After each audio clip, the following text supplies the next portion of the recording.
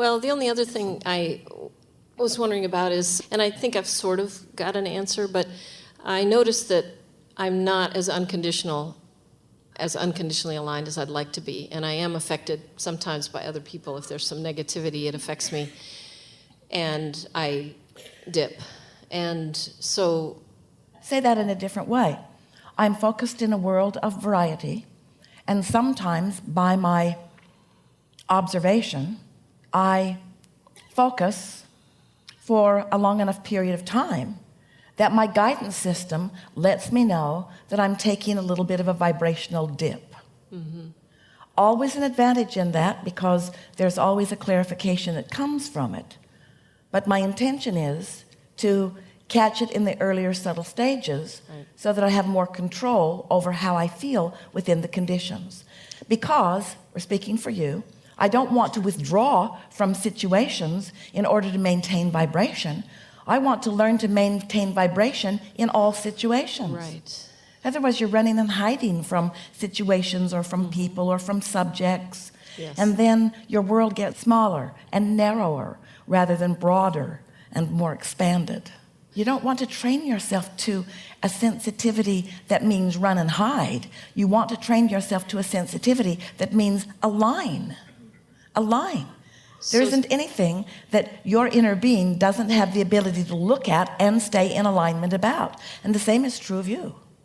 And so the way I'm going to do that is something's going to be said that affects me, and I'm going to find something that about the same subject. Well, that maybe, but works. by then there's enough momentum that has taken place that it's unlikely that you're going to do anything about solving it in the moment. You're probably just going to take a vibrational hit on it. In other words, you're going to feel the emotion, and whatever is underway will undoubtedly continue to be underway. But the good news is, and your first subject of conversation with us here today is solving that, the good news is you slumber often enough that there is no momentum that ever needs to get going in a strong enough fashion that it ever needs to be much of a hindrance to you. But what happens to most, because they don't take that slumber as a clarification moment, they don't see it as a clearing of energy. Instead, they wake up and they pick up on those subjects right where they left off on them. We want to say this in a way that is absolutely accurate with the laws of the universe as we know the laws to be. You renew the momentum. The subject is forever yours. Whether it's active or not has to do with what you focus upon. But what you do with unwanted subjects is that you renew the momentum of them. Because while you slept, the momentum subsided. But when you readdress them, the momentum picks up again.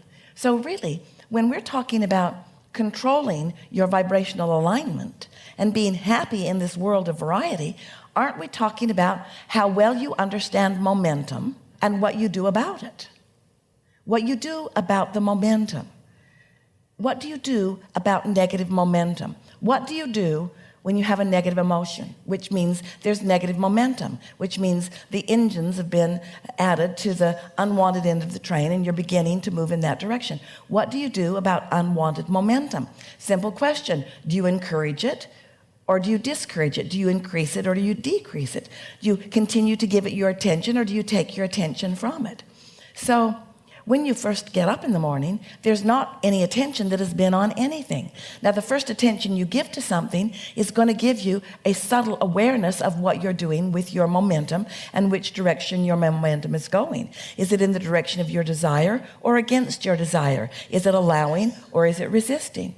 So if you have been meditating frequently, if you've been basking often, if you've been in a state of appreciation often, then you're going to become aware of negative momentum in early, subtle stages. And when you deal with it in early, subtle stages, it turns out to be nothing.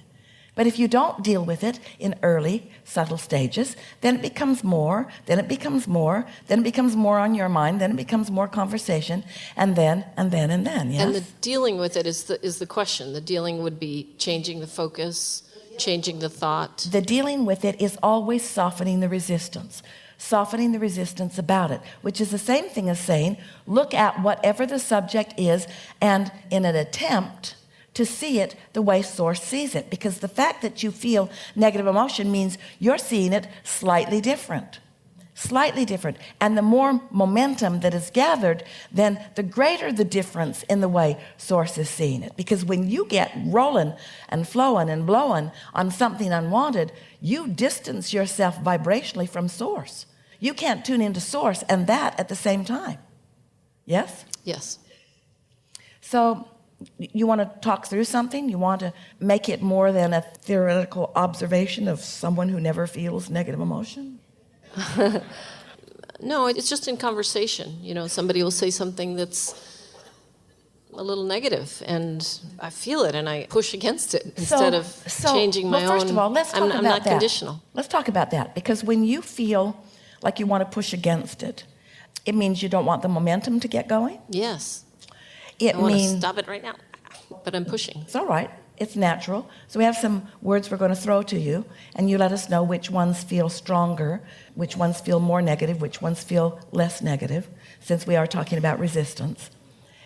When someone introduces something into the conversation, is what you are meaning by this that it feels personal to you, like it could negatively affect you right away? Does it hurt you when you hear it? Is it a sore spot with you? Is it something that is offensive to you? We're throwing a lot of questions at you all at once because we want to stir some. Is it something that you've asked them not ever to say and now they're saying it? Are you afraid of it? Are you afraid the momentum will sweep over and take you over?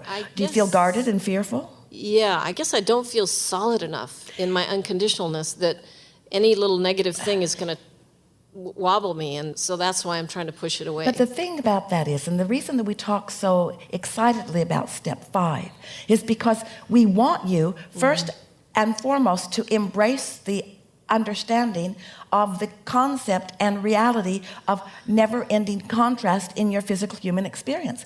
Because if you're trying to push it all away, then you're just piling resistance on resistance. Why not say, hey, it's what it is. It's what it is, and it's what we chose.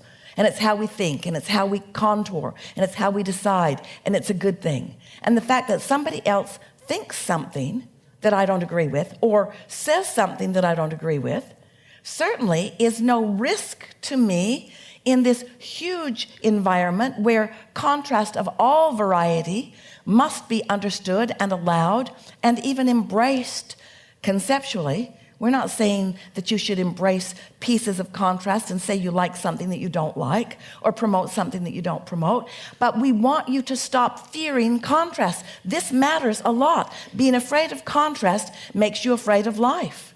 Being afraid of contrast makes you not accepting why you're here in this environment where contrast exists. We want you to laugh about contrast and be interested about contrast and allow yourself to have conversations about variety in order to help you decide what you want. Esther and friends were having lunch in several cities. And in the last city, there was a very interesting man who was their escort around the city. He was leading them from place to place. And he opened some conversations that Esther found really fascinating. She really wanted to go further with him. But they were somewhat of a very general political nature. He was talking about things around the world, not pinpointing anything. But Esther felt like he was taking their political temperature just a little bit. And Esther was fascinated to watch how carefully he maneuvered as to not get anything going in a direction where there would be offense taken, but wanted to say enough to find out who these very interesting people were. And Esther wanted to find out who this very interesting person was as well. You see, there's a big world full of lots of thinkers that have knowledge that will expand your knowledge. And further, the combination of what they know and the combination of what you know is the best of all of the worlds, you see. So when you acknowledge that what others think and what they believe and even what they do is not a threat to you, not whatsoever, because you're able to know by the way you feel whether it poses a threat to your vibrational stability or not. And that really is the way you are entertaining this conversation. In other words, you talk about how it makes you wobble a little bit and you don't want it to be a threat to your own stability. We just want you to know it cannot be. Certainly not at this stage of your vibrational, conscious, deliberate evolution. So why not just enjoy differences? You see, if you're not somebody who is running around trying to change minds, but instead you're someone who's looking for opportunity to blend your mind in a more interesting, more expansive, more valuable way, then you could find value, not just interest, but value in every conversation with every single person on every single subject, because no one can think for you. And when you let them speak for themselves, that's not a threat to you. That's a gift to you, because it helps you decide and define who you are and what you prefer. Just like looking through beautiful shops or through beautiful gardens or through beautiful buildings. Oh, the stimulation has been magnificent on this voyage, hasn't it? Of course, they were all beautiful. Oh, say again? They were all beautiful in the examples you just said, you know. Beautiful buildings, beautiful gardens, beautiful. Oh, there were streets with trash in them. There was garbage everywhere. There were some streets where you held your nose when you walked on them. There was some food that didn't taste as good as some other food. There was some service that was excellent and some service that was slow. You've had variety all along the way. But out of it, you've had mostly an expansive experience. Esther said, oh, I just love this stimulation. I've seen things that I've known about, but now I've seen them, I feel different about them. I just want to settle in here and just feel in fullness the beauty and the perfection of this moment and this moment and this moment. I can feel my expansion. I can feel my expansion. That's the way we want you to feel as you're participating with differences of all kinds. Feel your expansion and don't be afraid. Yeah. Thanks. Enough? Yeah.